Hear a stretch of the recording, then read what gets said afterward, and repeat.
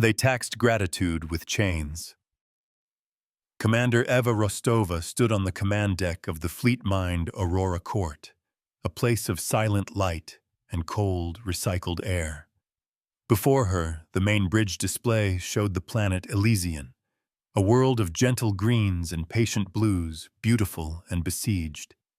Orbiting it was the source of that siege, a Cathar Tithe-Vessel, a brutalist shard of dark metal that bled a possessive authority into the void. At stake was the freedom of 12 million colonists, not under threat of bombardment, but of a perfectly legal, perfectly evil contract. Rostova's jaw was a tight line of controlled fury. The first reports had been unbelievable whispers of a society being dismantled not by force but by the slow, inexorable pressure of fabricated debt. Now seeing the Tithe-Vessel hanging over them like a predatory bird, she knew it was all true. The fight ahead would not be won with plasma cannons or kinetic strikes. It would be won in a form of galactic law so ancient and convoluted that most powers had forgotten it existed. She intended to remind them. This battle would be fought and won in a public inquiry with the whole of the stellar community as witness. The air smelling of ozone and chilled metal did little to cool her temper. Aurora, she said, her voice low and steady, confirm the Tithe-Vessel is broadcasting the standard gratitude caller protocols. The ship's voice, a calm and sexless cascade of synthesized tones, filled the space around her. Confirmed, Commander. They are broadcasting on all public channels citing the Treaty of Reciprocal Burdens Section Gamma 7. They claim a lawful tithe over the Elysian colony for services rendered. The law was the cage, and the bars were made of words. Rostova's first officer, Lieutenant Jian Li, stepped closer, his face a mask of professional concern. Services rendered. Commander, our intel shows the Cathar arrived 6 months ago after the colony was already self-sufficient. They rendered the service of not being immediately hostile. Precisely, Eva agreed, her gaze fixed on the enemy ship. They offer protection from a threat they themselves represent. It's the oldest racket in the book, scaled up to a star system. She could feel the coiled anger in her gut, a familiar companion in these situations. But anger was a luxury. Justice required a colder instrument. A ship designed for this very purpose, a fleet mind that was part warship, part law library. Their legal footing is solid within their own sphere of influence. Aurora Court stated, its voice devoid of judgment.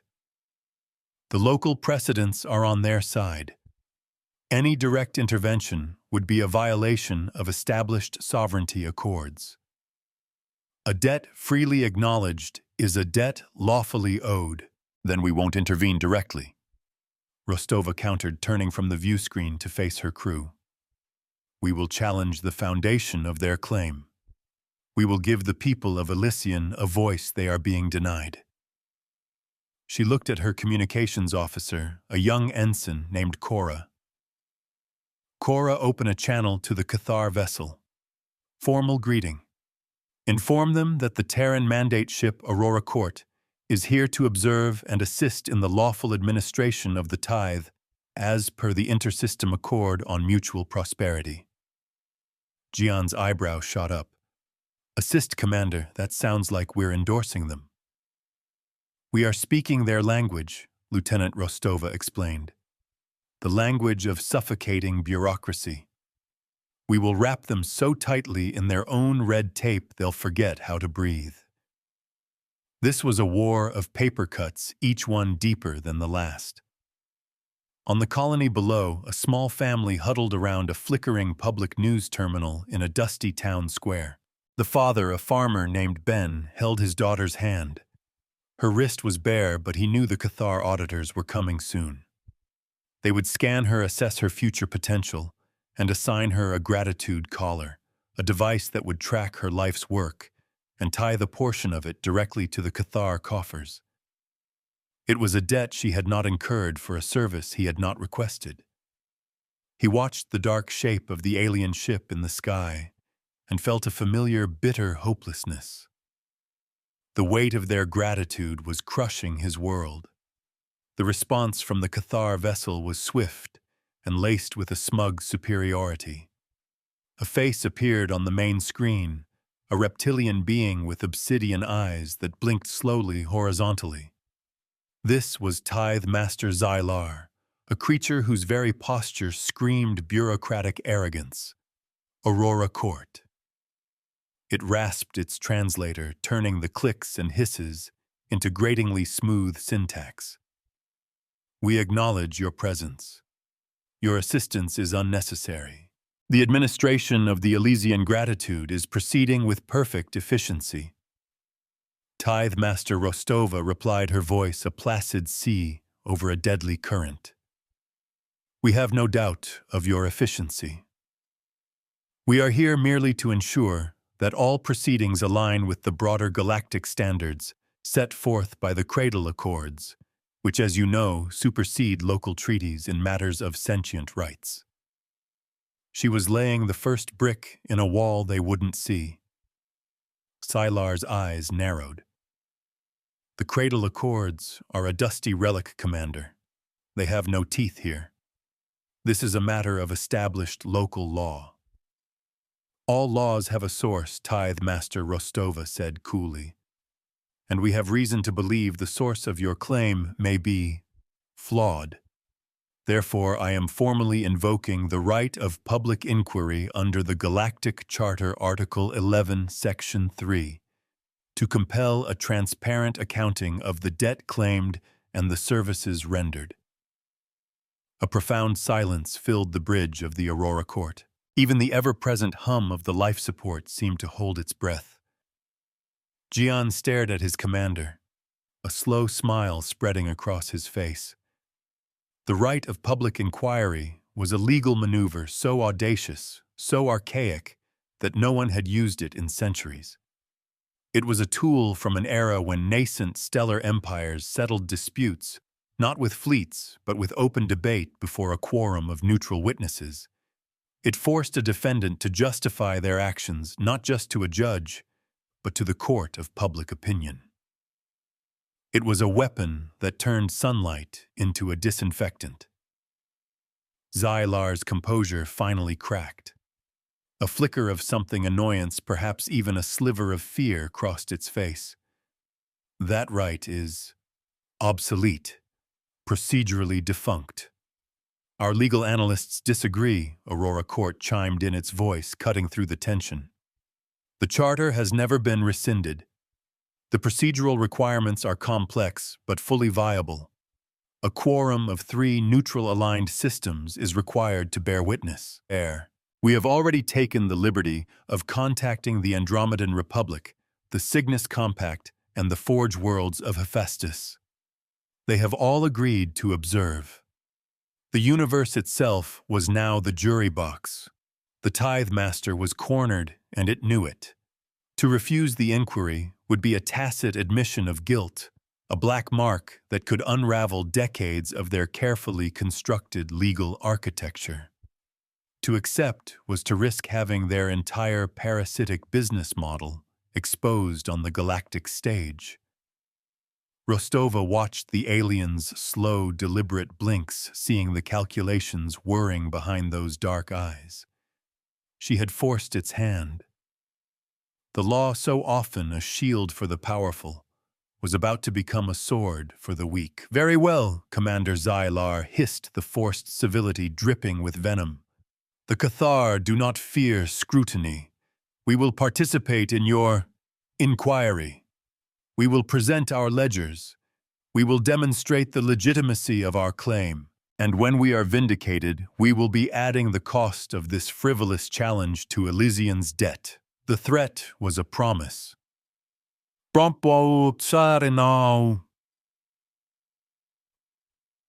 We look forward to it, Rostova said, her expression unreadable. Let the accounting begin. She motioned for Cora to close the channel. The Tithe Master's face vanished, replaced once more by the serene image of the planet below. Commander Jian said, his voice filled with a newfound energy that was a masterstroke. Forcing them into the open. It changes everything. It changes the venue. Lieutenant Rostova corrected him, her gaze still distant. The fight is just beginning. They believe their books are unassailable. Our job is to prove them wrong. She turned to the silent intelligence that was her ship. Aurora began a full-spectrum analysis of every law, every precedent, every economic theory the Cathar have ever cited. I want to know their legal playbook better than they know it themselves. A single contradiction could unravel an empire. Analysis initiated, the AI replied. Processing Galactic legal archives cross-referencing Cathar commercial history. Estimated time to preliminary findings, 3 standard hours. Rostova nodded, a grim satisfaction settling over her. For centuries, humanity had been seen as the newcomers, the brash, emotionally driven species in a galaxy of ancient, patient powers. They saw human morality as a weakness. They were about to learn it was a weapon. The Cathar built their empire on ledgers and contracts, on the cold calculus of obligation. It was a language humanity understood all too well. This fleet, this very saint ship, teaches by numbers and remembers by ledgers, never by collars. Humanity had mastered the art of the audit long before they had mastered the art of star travel. They were about to see a human reckoning, not of fire and fury, but of receipts and revelations. The inquiry began not in a grand hall, but in the sterile, unblinking space of a secure data network broadcast across the quadrant. The witness quorum from the 3 neutral systems acted as silent observers, their official seals glowing on the periphery of the main display.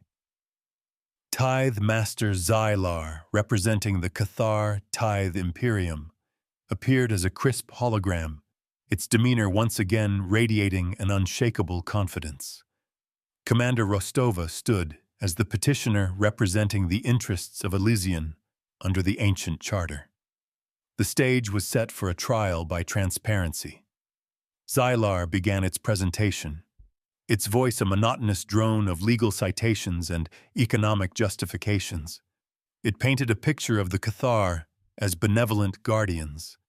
It spoke of how they had stabilized the sector, driven off pirates no one on Elysian had ever seen, and provided access to Cathar trade networks, a privilege for which a modest tithe was the only reasonable price. It presented data streams showing projected economic growth and increased regional security, all attributed to the Cathar's benign presence. The gratitude tithe. Xylar concluded, its obsidian eyes sweeping across the virtual chamber, is not a burden. It is a recognition of a mutually beneficial relationship. It is the foundation of a stable and prosperous society. The people of Elysian are not enslaved. They are indebted, and in time that debt will be repaid.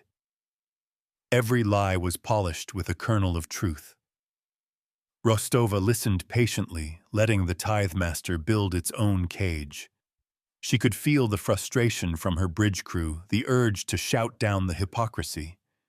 But that was not the way. The key was not to refute the lies, but to let the lies unravel themselves under the weight of their own complexity. When Xylar finished, she offered a simple, disarming nod. "Thank you, Tithe Master," she began, her voice calm and measured. "A compelling narrative. However, the charter of this inquiry requires more than narrative. It requires evidence. Specifically, it requires a full accounting of the ledgers upon which this gratitude is calculated." Xylar gave a reptilian equivalent of a smirk. "Of course. Our ledgers are immaculate. We will transmit them for the court's review. You will find every transaction, every service, every associated cost logged and verified." Confidence was the armor of the deceiver. "We will also require the foundational documents," Rostova added.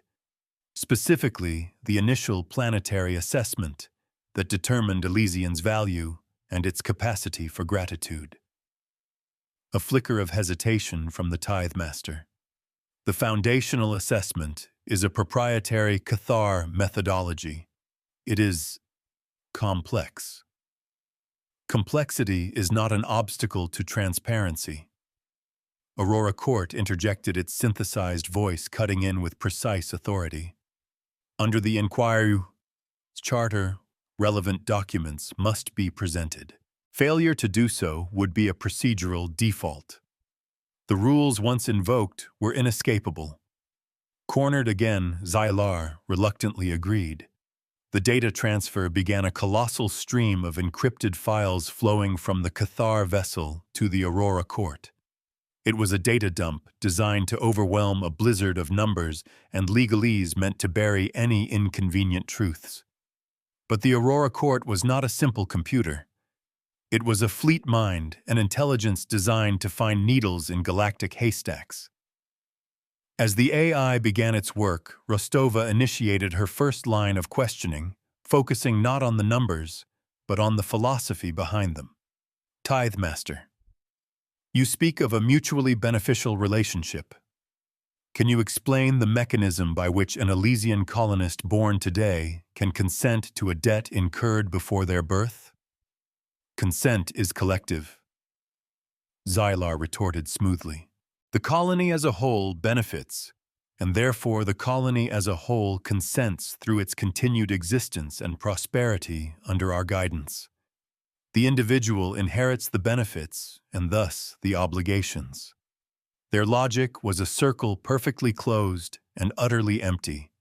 So a child born on Elysian is by the mere fact of their birth a party to this contract, Rostova pressed.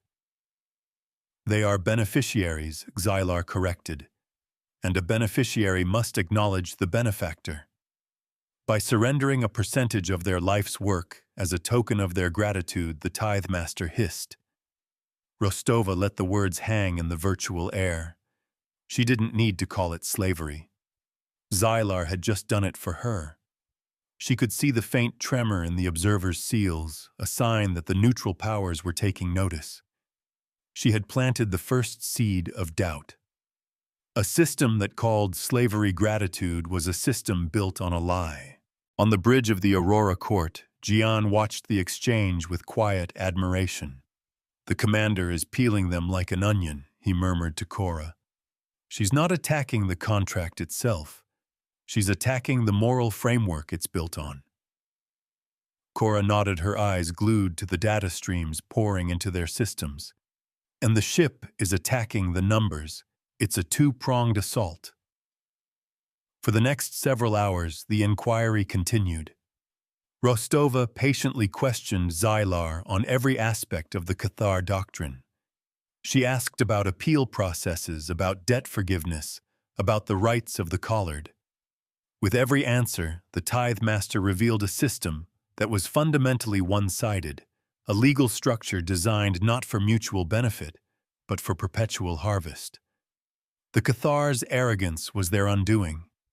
They were so proud of their creation that they couldn't resist showing it off, even as it damned them. The truth wasn't a secret. It was simply unadvertised. Meanwhile, deep within the processing cores of the Aurora Court, the AI was sifting through mountains of data. It cross-referenced Cathar trade logs with independent stellar cartography charts. It compared their claimed security patrols with actual ship movements in the sector. It analyzed the proprietary economic models used in the foundational assessment, running them against a dozen different established economic theories. It was a silent, tireless hunt for a single critical error. Then it found something, an anomaly. Not in the complex calculations of the tithe itself, but in the very first document, the foundational assessment of Elysian. It was a single data point, a variable so fundamental that the entire structure of the debt was built upon it. Commander, the AI's voice cut through the bridge's quiet hum. I have isolated a significant discrepancy in the Cathar's foundational ledger. It pertains to the initial valuation of the Elysian system's primary star, A star's value was a constant, or so everyone believed. Rostova's eyes sharpened. She subtly signaled to the AI to continue feeding her information through her private neural link even as she continued her public questioning of Xylar. Tithe-Master. She said, her tone unchanged. Let us return to the services you provided. You mentioned stabilizing the region. Could you provide the specific dates and locations of the pirate engagements you fought on Elysian's behalf? Xylar, unaware of the storm brewing beneath the surface, rattled off a list of dates and coordinates. Our valorous patrols secured this entire sector, making it safe for commerce. Aurora Rostova sub-vocalized cross-referenced those coordinates with our long-range sensor logs for that period.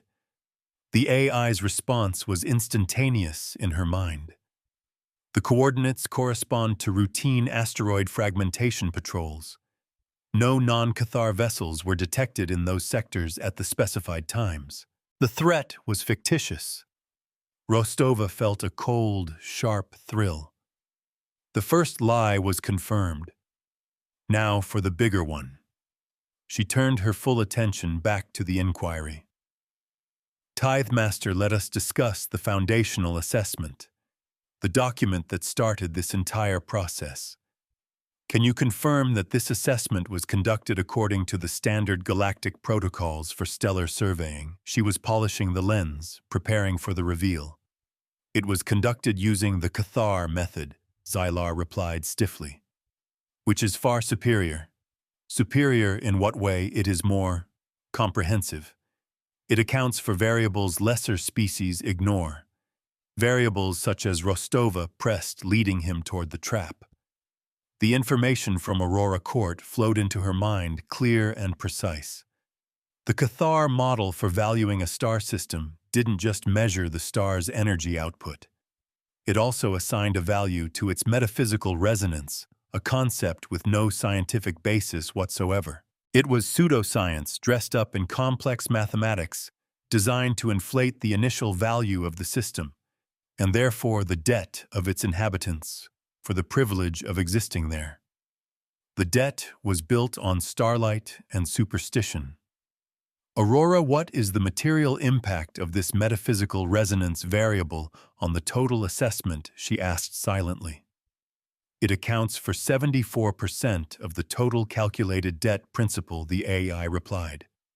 Without it, the remaining debt for their tangible services, even if we accept them at face value, would have been repaid by the colonists in less than 2 years.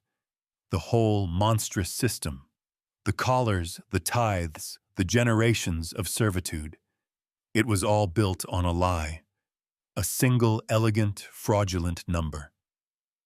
Rostova took a deep breath, centering herself. This was the moment, the pivot upon which the entire inquiry would turn. Tithe-Master Xylar, she said, her voice ringing with a newfound authority that silenced the entire proceeding. We have reviewed your foundational assessment, and we have found a discrepancy. I would like to direct your attention to Schedule 4, subsection Beta Stellar Resonance Valuation. Can you please explain to this inquiry the scientific basis for this metric? For the first time, Tithe-Master Xylar was speechless. Its obsidian eyes, for so long windows of smug certainty, were now just dark, empty pits. It had walked directly into her trap, and the door had just slammed shut behind it. The cage of words was now its own. Down on Elysian, the farmer Ben watched the public broadcast, his heart pounding. He didn't understand all the complex words, the talk of ledgers and charters, but he understood the look on the alien's face. It was the same look he'd seen on petty officials caught in a lie, on bullies who had finally met a force they couldn't intimidate. It was the look of fear, and for the first time in a long time it gave him hope. The Tithe-Master's silence stretched, becoming an indictment in itself. The observing quorum's seals began to glow with a more intense light, signaling their focused attention. Xylar finally found its voice, but the smooth arrogance was gone, replaced by a defensive rasp. The metric is a standard component of Cathar stellar cartography. Its principles are proprietary. It is not subject to review by outsiders. On the contrary, Rostova countered, pressing her advantage. Anything submitted as evidence in this inquiry is subject to review. You have presented a ledger to justify the indenture of 12 million people. You cannot now claim the most significant item on that ledger is a trade secret. She had him pinned by his own rules. Aurora Court chose that moment to speak its voice, cold and final. We have conducted an independent analysis. The stellar resonance valuation has no verifiable basis in physics, economics, or any recognized scientific field. It is an arbitrary value assigned without empirical evidence. When this variable is removed from the initial assessment, the Elysian colony's debt principal is reduced by a factor of 4. The statement landed like a physical blow. The air on the Aurora Court's bridge was electric. Gian let out a low whistle. They had him. They had the core of the fraud. This is an outrage, Xylar blustered, its composure shattering. An insult to our methods, our culture. Your culture is not on trial here, Rostova said, her voice cutting through the outburst like a scalpel. Your accounting is. You have built a mountain of debt on a foundation of sand. You have justified servitude with a fiction. The mirror of justice showed a monstrous face. She let the accusation settle, allowing the observing quorum to fully absorb its implications. This was the first major turning point.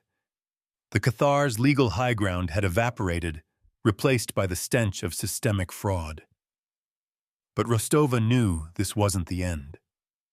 The Cathar Empire was not built by fools.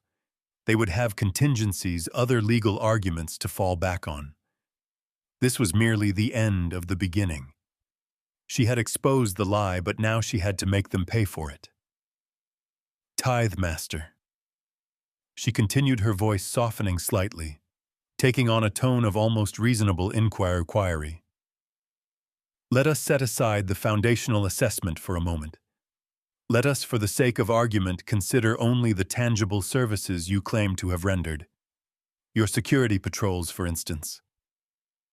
Xylar, seizing the apparent lifeline, quickly regrouped. Yes, our fleets have maintained peace and order in this sector at great cost. The fuel, the maintenance, the crews, these are not trivial expenses. Their next defense was a bastion of inflated costs. Of course not. Rostova agreed, which is why we will require a full, unredacted accounting of those costs. Every fuel voucher, every maintenance log, every salary paid to every crew member on every patrol you have cited as a service to Elysian. This was the second phase of her strategy. If the foundation was a lie, chances were the rest of the building was rotten too. Forensic accounting was a human specialty. They had been auditing tax returns for 1,000 years before they'd built their first starship. The Cathar thought they were masters of the ledger. They were about to meet the masters of the audit. A reckoning was coming. One line item at a time. The data request was a declaration of war fought with spreadsheets. Xylar's face contorted in a snarl of frustration. Complying would be a logistical nightmare, a deliberate one designed by Rostova. Refusing would be another admission of guilt. He was trapped between a mountain of paperwork and a confession of fraud. This is a deliberate obstruction. Xylar accused. A tactic to delay the inevitable collection of our lawful tithe. The truth is never an obstruction, Tithe Master Rostova said calmly. We are simply following the numbers where they lead. Please provide the records. The Cathar were forced to comply. Another massive data stream began to flow, this time filled with operational logs, supply chain manifests, and personnel records. It was another blizzard, But this time the Aurora Court knew exactly what it was looking for.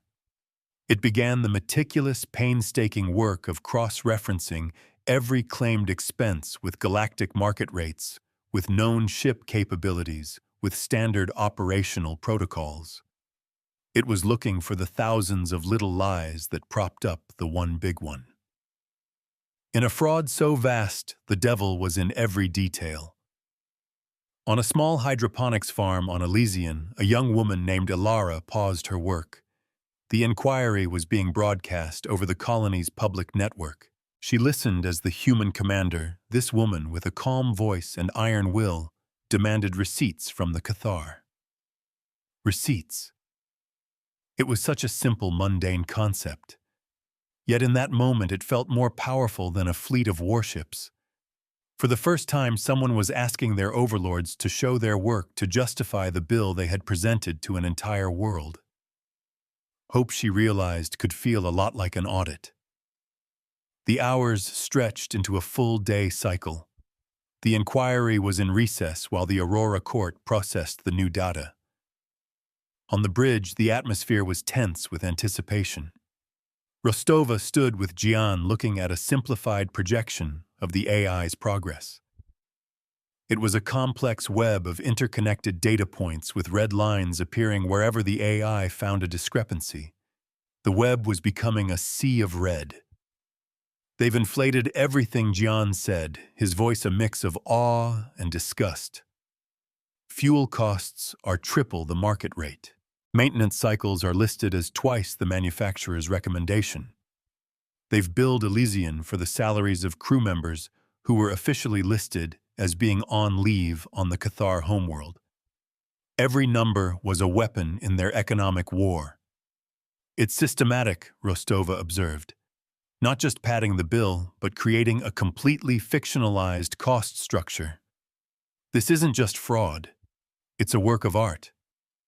Commander Aurora Court's voice announced, "I have completed the preliminary audit. The discrepancies are not limited to inflated costs. I have discovered a more fundamental deception." Rostova turned her full attention to the AI. "Explain." "The Cathar Tithe-Vessel operating in this system is designated as a capital class guardian. Its operational costs are billed at that top-tier rate. However, its energy signature, mass profile, and drive emissions are inconsistent with a capital class vessel." The ship itself was the first and greatest lie.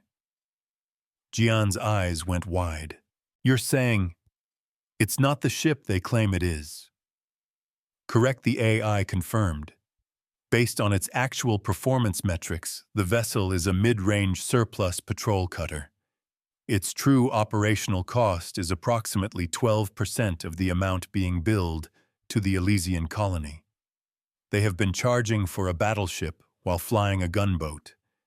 The sheer unmitigated gall of it was breathtaking. They hadn't just lied about their actions and their expenses. They had lied about their very nature. It was the ultimate expression of their contempt for the truth and for the people they were exploiting." Rostova allowed herself a grim, thin smile. This was it. This was the killing blow. The lie about stellar resonance was abstract, esoteric. But this was concrete. This was fraud so simple and so brazen that anyone in the galaxy could understand it. You don't pay for a palace and get a tent.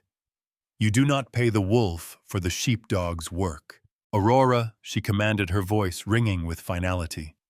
"Prepare a full presentation of your findings. Simple, clear, and undeniable. Show the ship they claim to have. Then show the ship they actually have. Show the bill they presented. Then show the bill they are owed." "And the bill they are owed?" Commander Gian asked. "Based on my calculations," the AI stated, after accounting for the fraudulent charges, the inflated costs, and the fictitious threats, and after applying the standard penalties for contractual fraud under the Cradle Accords, the Cathar do not have a credit with Elysian. A pause pregnant with perfect cold reckoning. They have a debt. The second session of the public inquiry began. Tithe-Master Xylar appeared, its demeanor restored, likely having spent the recess preparing a barrage of procedural objections and legalistic deflections. It opened its mouth to speak, but Rostova cut it off before it could utter a single syllable. The petitioner has new evidence to present, she announced, her voice echoing in the virtual chamber. Evidence that renders all previous arguments moot. Before Xylar could object, the main display of the inquiry changed. On one side, the formidable image of a Cathar capital-class guardian appeared, the very ship Xylar claimed to command. On the other side, a schematic appeared generated from the Aurora Court's sensor readings, a much smaller, less impressive patrol cutter. The specifications, the mass, the power output were listed side by side. The difference was stark and undeniable. Their pride was a ghost, and she was showing everyone the bones. Tithe-Master Xylar Rostova began, her voice dripping with ice. Can you please confirm for this inquiry which of these two vessels you are currently commanding? The Tithe-Master stared at the screen, its reptilian face frozen. The observers' seals flared, their focused attention palpable. This was the moment the trial shifted from a debate over philosophy to an inquest into a crime. This is a technical matter, Xylar stammered, its composure finally and completely deserting it. A matter of classification. It is a matter of fact, Tithe-Master Rostova pressed relentlessly. You have billed the people of Elysian for the services of a capital ship. The evidence shows you command a patrol cutter. This is not a clerical error. This is fraud on a systemic scale. Then came the final presentation. Aurora Court displayed the Cathar's itemized bill, a staggering sum that would have kept Elysian in bondage for generations. Then, one by one, the fraudulent charges were struck through with a vivid red line. The stellar resonance fee, the ghost pirate patrols, the inflated fuel costs, the padded salaries, and finally, the massive overcharge for the ship itself. The numbers on the bill dwindled, then vanished, then reappeared on the other side of the ledger. A negative balance, a debt, a very public and permanent receipt for you.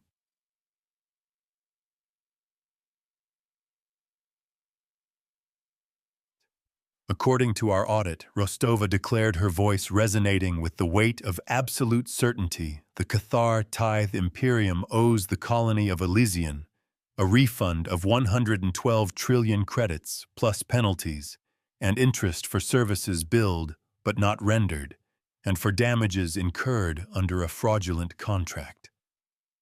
A stunned silence descended. Xylar was a statue, its reign of arrogant certainty shattered into a million pieces. The observing systems for the first time broke their silence. A formal message from the Andromedan Republic flashed on the screen. We find the evidence presented by the petitioner to be compelling. We await the respondent's explanation. The Cygnus Compact and the Forge Worlds quickly followed suit. The jury had spoken. This was the escalation Rostova had planned for. She hadn't just proven them wrong. She had turned their own weapon, the ledger, against them. She had forced them into a public forum and then used their own records to convict them. But it was not over. An empire like the Cathars would not simply admit defeat and pay a fine. They would lash out.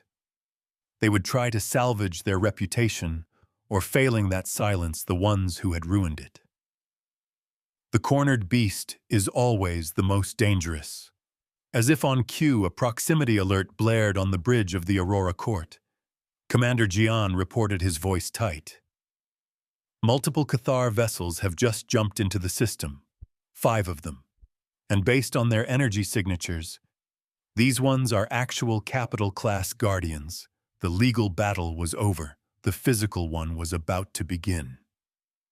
Rostova looked at the screen at the 5 new hostile contacts bracketing her ship and the Elysian system. Swiler's hologram flickered and died, the Cathar having abruptly cut off their connection to the inquiry. "They're here to bury the evidence," Gian stated grimly. "And we are the evidence." Rostova's face was a mask of calm determination. She had known this was a possibility, a contingency. The Cathar had shown their true face. First the predator, then the fraud, and now the brute. They had failed to win by the law, so now they would resort to force. "Aurora," she said, her voice steady and clear, broadcast the full, unredacted findings of our audit to the entire Galactic network. Transmit it directly to the observing quorum members and to the Terran Mandate High Command. Make sure the receipt is public. If they were to die here, the truth would be their ghost. Transmission in progress, the AI confirmed. The record is now public and permanent. And send one more message to the approaching fleet, Rostova added, a dangerous glint in her eye. Advise them that under the terms of the Galactic Charter, firing on a vessel engaged in a lawful public inquiry is an act of piracy. And advise them that the Aurora Court is not a patrol cutter. She turned to Gian, a warrior's spirit now fully awakened behind the diplomat's eyes. "Lieutenant, bring our weapon systems online. Let's show them what a real capital ship can do." Justice had been counted. Now it would be enforced. The bridge of the Aurora Court was transformed. The quiet hum of a legal vessel gave way to the sharp, resonant thrum of combat readiness. Red tactical overlays painted the main view screen, highlighting the 5 hostile Cathar signatures that had torn their way into reality. They were brutalist wedges of military hardware, radiating an unsubtle menace that the Tithe-Vessel had only mimicked. This was the true face of the Imperium, the iron fist that had always backed up their parchment-thin laws. Each ship was a promise of violence, a threat made manifest. Janley moved with the swift, practiced economy of a lifelong officer, his voice crisp as he relayed status reports. Shields were at maximum. Weapon capacitors were charging. The ship was alive, a coiled serpent of human ingenuity ready to strike.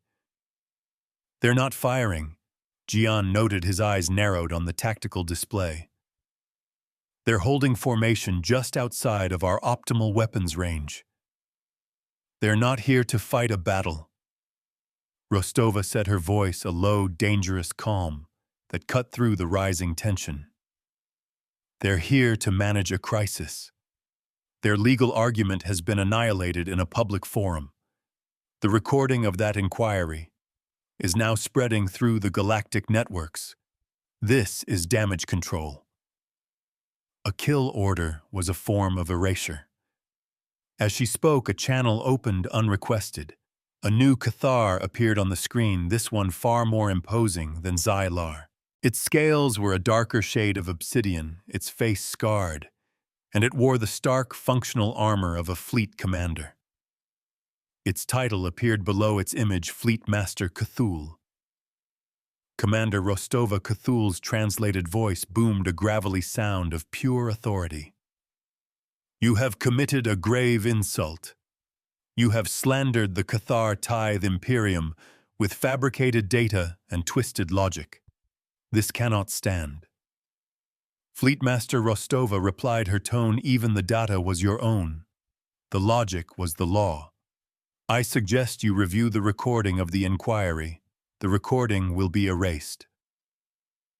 Cthulhu stated, not as a threat, but as a simple declaration of fact. "You will surrender your vessel for inspection and sanction. You will issue a public retraction citing errors in your analytical systems. Do this, and your crew may be spared." The offer of mercy was just a different kind of weapon. Rostova met the Fleetmaster's gaze without flinching. "Let me be equally clear, Fleetmaster. Your vessel-grasping claw and its consorts are in violation of multiple galactic statutes. You have entered a system under the jurisdiction of a lawful public inquiry. You have done so with active weapon signatures. You are interfering with a legal process which under the Cradle Accords is defined as an act of piracy. I am ordering you to stand down your weapons and retreat to a safe distance." Cthulhu let out a short, harsh series of clicks that the translator rendered as derisive laughter. "Your accords are meaningless here, human. We are the law in this sector. The law is not a location fleet master. It is a principle Rostova countered. And you have just confessed your intent to violate it on a recorded public channel. Thank you for providing the final piece of evidence for your indictment." She was still in court, and his threats were his testimony. She gestured to Cora, who severed the connection. Cthulhu's snarling face vanished. The bridge was silent again, save for the thrum of the waiting ship. Commander Jian said softly, "They will attack now." He was giving us our one and only chance to surrender. "I know," Rostova said, "but it was important that he state his intentions for the record. Everything that happens next must be seen not as a battle, but as the enforcement of a judgment." She turned to the empty space beside her, addressing the ship's mind. "Aurora are the mirror arrays calibrated." "Affirmative, Commander," the AI's voice replied, and for the first time there was a new undertone to its synthesized speech, a hint of something vast and powerful awakening. "The Justice Manifold is online and awaiting instruction. All incoming energy signatures will be logged, audited, and accounted for." The ship was not just a warrior, it was a reckoner. Down on Elysian, Ben and his family watched the sky from their porch. The 5 new dark shapes were like storm clouds gathering, promising a terrible rain. The voice of the Cathar fleet master had echoed from the town's public address system, a sound of doom. Hope so recently kindled was turning to ash in his mouth. He pulled his daughter close, shielding her eyes from the sky, as if that could protect her from the sins of the galaxy. He had heard the human commander's defiance, a small, brave voice against a roaring tide. It was magnificent, and he was certain it was a death sentence. The first Cathar volley came without further warning. It was a perfectly coordinated attack, 5 ships firing as one. Lances of pure plasma, the color of a dying star, screamed across the void. Kinetic slugs accelerated to a fraction of light speed, followed in their wake, invisible until the moment of impact. It was an overwhelming display of force designed to obliterate the upstart human ship in a single decisive blow. A statement written in fire and destruction. Impact in 3, 2, 1. Jian called out, his knuckles white on his console. The Aurora Court did not try to dodge. It simply stood its ground. A moment before the torrent of energy and matter arrived, the ship's exterior shimmered. Panels slid away, revealing a crystalline substructure that began to glow with a soft internal light. A complex, multifaceted energy field bloomed into existence, wrapping the ship in a cocoon of geometric perfection. It was not a shield, not in the conventional sense. It was something else entirely. The Cathar attack struck the field. There was no explosion, no violent discharge of force. The plasma lances seemed to be absorbed, their furious energy drawn into the glowing lattice. The kinetic slugs upon hitting the field were not deflected, but disintegrated, their immense kinetic energy converted and siphoned away. The bridge of the Aurora Court shuddered from the strain, and a single power conduit on the ceiling sparked and went dark, the first tangible cost. But the ship held. The violence of the enemy became the strength of the court. On the main screen, a new display appeared. It was a ledger. As the Cathar energy poured into the ship's justice, manifold lines of text began to scroll. Incoming hostile energy. Aurora Court announced, its voice now broadcast on all public channels, an unimpeachable narrator for the events unfolding. Source: Tithe-Vessel, Grasping Claw. Type Class 7 Plasma Lance. Energy value 1.2 petajoules. Logged as unprovoked assault in violation of Public Inquiry Charter. A debt is incurred. Another line scrolled. Source Tithe-Vessel Iron Talon. Type Tungsten Kinetic Slug. Kinetic value 980 terajoules. Logged as lethal force violation. A debt is incurred. On and on it went for every single shot from every single ship. The Cathar attack was being meticulously catalogued, converted from an act of war into a series of financial transactions. They were not firing weapons, they were ringing up a bill. They were unwittingly paying for their own judgment. Their rage was being assigned a monetary value. Aboard the Cathar flagship, Fleetmaster Cthulhu stared at his sensor readings in disbelief. The human ship was not just surviving, it was absorbing their fire. And what was this bizarre broadcast, a real-time audit of the battle? It was insane. It was insulting. Again he roared at his weapons officer. Fire again. Overwhelm its systems. The second volley was just as massive as the first, and again the Aurora Court drank it in. The ship's internal glow brightened the thrum of its engines rising in pitch. The ledger on the public broadcast continued its relentless scroll, the debt of the Cathar fleet mounting into astronomical figures. Commander, the AI stated calmly, "The Justice Manifold has reached optimal capacity. The debt is logged. The account is due. We are prepared to return costs." Rostova's eyes were fixed on the Cathar ships, her expression like a judge about to pass sentence. Execute the mirror mandate, she commanded. Full reciprocity. No more, no less. A perfect justice was a perfect reflection. The multifaceted field around the Aurora Court changed. The soft internal light condensed, hardened. Then from 1,000 points on the ship's crystalline array, beams of pure energy shot out. They were not weapons fire. They were the Cathar's own attack, perfectly preserved and now sent back to them.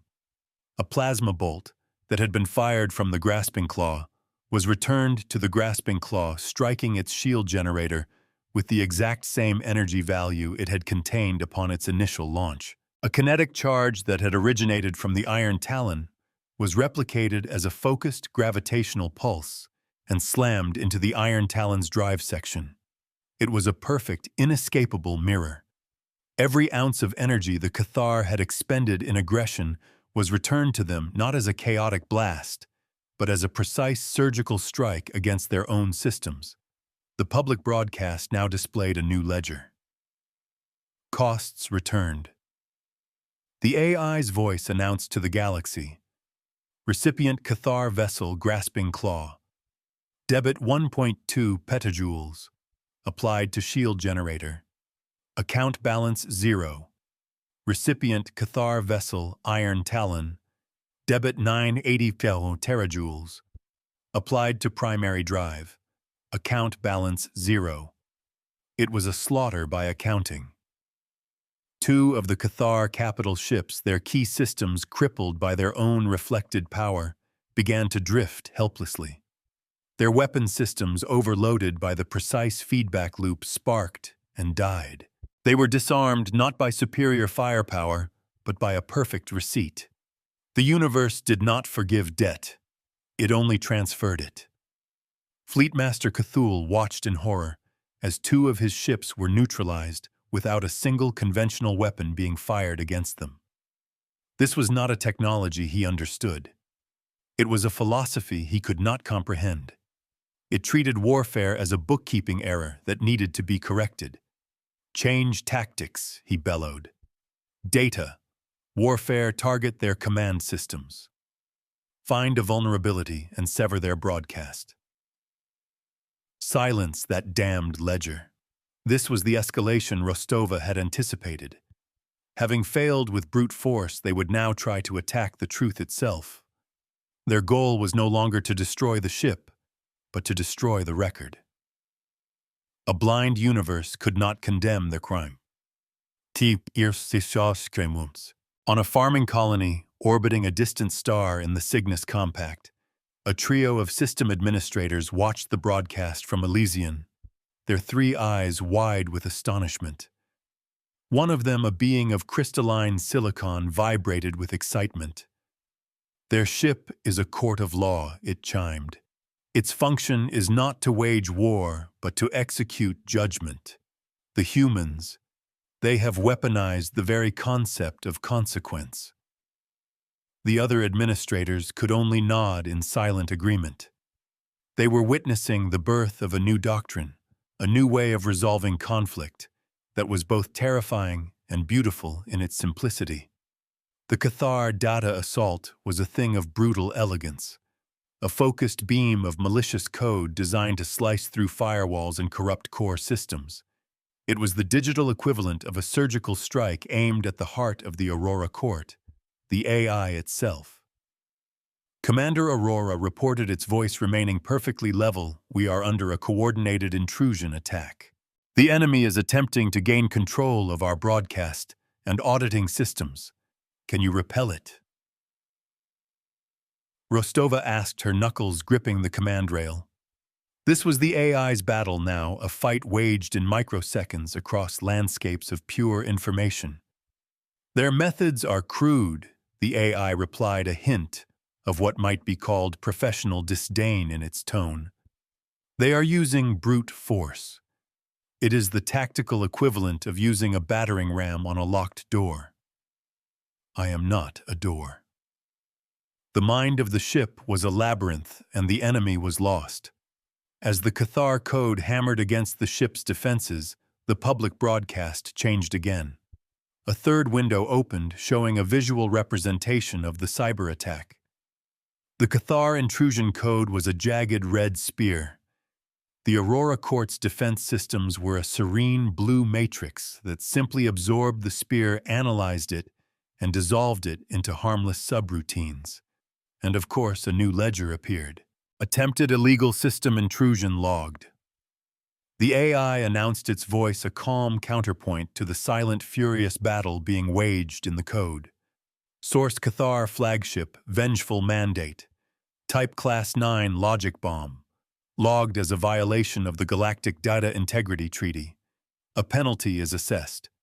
The Cathar were not just losing the physical battle and the legal battle. They were now losing the information war. Every action they took, every violation they committed, was being witnessed, recorded, and judged in real time by a galactic audience. They were trapped in a panopticon of their own, making their every crime becoming another line item in their condemnation. They were defeating themselves, and the universe was taking notes. Fleetmaster Cthulhu felt a sensation he had not experienced since he was a hatchling. Cold, primal fear. His fleet was being dismantled. His authority was a joke.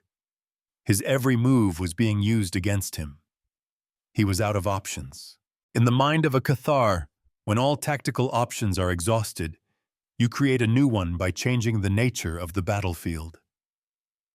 He looked at the image of the serene blue-green world of Elysian on his view screen. The colonists. The source of this whole debacle. He had tried to be a warrior. He had tried to be a hacker. Now he would be a monster. "Target the planet." He commanded, his voice a low growl of pure desperation. "Fire a warning shot. A single plasma lance into the southern uninhabited continent. Send the human a message. Tell her to stand down, or the next shot lands on a city." It was the ultimate cowardice to hold the innocent hostage for the crimes of the guilty. The vengeful mandate. Cthulhu's flagship reoriented its primary weapon. On the bridge of the Aurora Court, a new alarm blared. Commander Gian shouted, his professional calm finally breaking. "They're targeting the planet." A plasma lance's charging impact trajectory is continental, but it's a threat, a clear one. This was the moment of truth, the final terrible escalation. Rostova had waged a clean, precise campaign of law and consequence. The Cathar, in their defeat, were choosing to answer with indiscriminate terror. She now faced the classic terrible choice: stand by her principles and risk the lives of the people she was fighting for, or compromise to save them. The crew looked to her, their faces pale. The weight of 12 million lives settled onto her shoulders. Her human morality, the very thing that had driven her to this confrontation, was now being used as a weapon against her. She could feel the AI's silent processing presence beside her, calculating the odds, weighing the outcomes. But this was not a decision for an AI. This was a decision a human had to make. "Aurora," she said, her voice quiet but unwavering. "Did you log their targeting solution?" "Affirmative, Commander." "The threat against a civilian population is logged." "And the observing quorum? Are they still watching?" "They are, Commander. Their official seals are broadcasting a state of high alert." Rostova took a deep breath. She looked at the image of Elysian, at the innocent world Cthulhu was holding hostage. Her anger was a cold, pure thing. The Cathar had proven beyond any shadow of a doubt that they were unfit to hold power, to write laws, to even participate in a galactic society. They had just signed their own death warrant. "They are trying to make us choose between justice and survival," she said, her voice rising to fill the bridge. "But that is a false choice. The only way to truly survive is to live in a universe where justice prevails."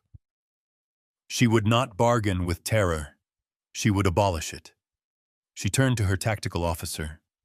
"Jian, target the Cathar flagship's primary weapon. A single, precise kinetic strike. Disable it now." Commander Jian asked, startled by the order to use conventional force. "They have threatened civilians." Rostova clarified, her voice like flint. "That is not an act of war. That is a crime. Our response is not an attack. It is a policing action. Fire!" The Aurora Court fired its first and only conventional weapon of the engagement. A small, hyper-velocity slug shot from a magnetic railgun, a silver streak against the black. It was a perfect shot. It impacted the massive plasma cannon on Cthulhu's flagship, just as it was about to discharge. The cannon, overloaded with energy it could not release, ruptured violently. A chain reaction blew out the entire forward weapons array of the vengeful mandate, leaving it scarred and disarmed. Simultaneously, Rostova gave her final order to the AI. "Aurora, the Cathar Imperium, has by its own actions forfeited its rights and privileges under the Galactic Charter. They have been tried and they have been found wanting. Execute the final sanction. Place them in judicial stasis." "Acknowledged," the AI replied, executing the mandate of public censure. The justice manifold around the Aurora Court flared with an almost blinding intensity. But this time, it did not fire beams of reflected energy. Instead, it projected a vast, expanding sphere of soft blue light. The light was not destructive. It was authoritative. It swept over the remaining Cathar ships, passing through their shields as if they weren't there. Aboard the vengeful mandate, Cthulhu watched the blue light wash over his bridge. Then every console in front of him died. The lights flickered and went to emergency power. The thrum of his ship's engine faded into an unnerving silence. He tried to issue an order, but the comms were dead. He tried to move his ship, but the helm was unresponsive. His fleet was not destroyed. It was arrested. Held in place by a power that did not break things, but simply took control of them. The law had become a physical state, a cage of light and silence. The injunction field, as the Aurora Court's archives called it, had seized control of every core system on the Cathar ships. Propulsion weapons, navigation, even primary life support, all were now under the external command of the human fleet mind. The three remaining Cathar capital ships, including the flagship, drifted helplessly monuments to their own hubris. The battle was over. The silence in the void was absolute. On the public broadcast, the final judgment was being rendered. The seals of the three observing quorum members, the Andromedan Republic, the Cygnus Compact, and the Forge Worlds of Hephaestus flashed in unison. Their verdict scrolled across the screen, translated into 1,000 languages. We, the undersigned witnesses, do hereby affirm the findings of this public inquiry. The Cathar Tithe Imperium is found guilty of systemic fraud, extortion, piracy, and the unlawful threatening of a civilian population. Their actions are a clear and present danger to galactic peace and stability. The verdict was followed by the consequence. It was not a declaration of war. It was an administrative ruling, a revocation of privilege. By the power vested in this quorum under the Cradle Accords, the text continued. The Cathar Tithe Imperium's Charter of Commerce is hereby and permanently revoked. The Gratitude Collar Doctrine is declared a form of illegal indenture in violation of the Sentient Rights Clause and is rendered null and void effective immediately. The words on the ledger were now chains for the chainmakers. Aurora Court performed the final action. A data packet containing the full inquiry, the audit, the battle log, and the quorum's verdict was uploaded to the Galactic Public Ledger, the immutable blockchain-secured record of interstellar law. A new entry blinked into existence, a permanent stain on the Cathar's legacy, and a new precedent for the rest of the galaxy. The judgment was locked. The case was closed. On the bridge, the tension finally broke. A ragged cheer went up from the crew. Gian was grinning, clapping his tactical officer on the shoulder. Cora was wiping tears from her eyes, a look of profound relief on her face. They had won. They had faced down an empire without sacrificing their own morality. They had proven that the law could be a shield for the weak and a sword against the unjust. Rostova allowed herself a small, weary smile. She looked at the drifting, silent Cathar fleet. There was no triumph in their defeat, only a grim satisfaction. A necessary thing had been done. There was a cost, of course. The Aurora Court had sustained damage in the initial volley. It would be weeks before the ship was fully repaired. A young ensign working near the ruptured power conduit had received a plasma burn. He would recover, but he would bear the scar. Victory was never free. The price had to be paid. She walked to the main view screen, looking past the defeated ships to the planet they had saved. Elysian. It looked peaceful, unaware of the storm that had just broken over it. The 12 million colonists were free. The gratitude collars would never be fitted. The fraudulent debt was gone. That was the profit that made the cost worthwhile. Her gaze fell upon the blinking confirmation from the Galactic Public Ledger. The precedent was set. This was the true victory. Not the disabled ships, but the outlawed idea. An entire method of predatory exploitation had been dismantled and made illegal. The galaxy was a slightly safer, slightly more just place than it had been yesterday. The mirror arrays of the Aurora Court, their great work done, began to retract their internal light, fading back into the cold silver of the ship's hull. The Justice Manifold spun down its low thrum, receding into the familiar quiet hum of a vessel at peace. The court was adjourned. She stood there for the long time, the weight of the past few days settling upon her. They had come to answer a cry for help, with a legal brief and an audit. They had been met with lies, then threats, then overwhelming force. But they had held the line. They had shown the galaxy that humanity's greatest strength was not its warships or its weapons, but its stubborn, unyielding belief that the rules should apply to everyone, especially the powerful. They had taught by numbers, and they had remembered by ledgers. They did not come to destroy a people. They came to dismantle an argument. And in the end, the argument fell and the people were free.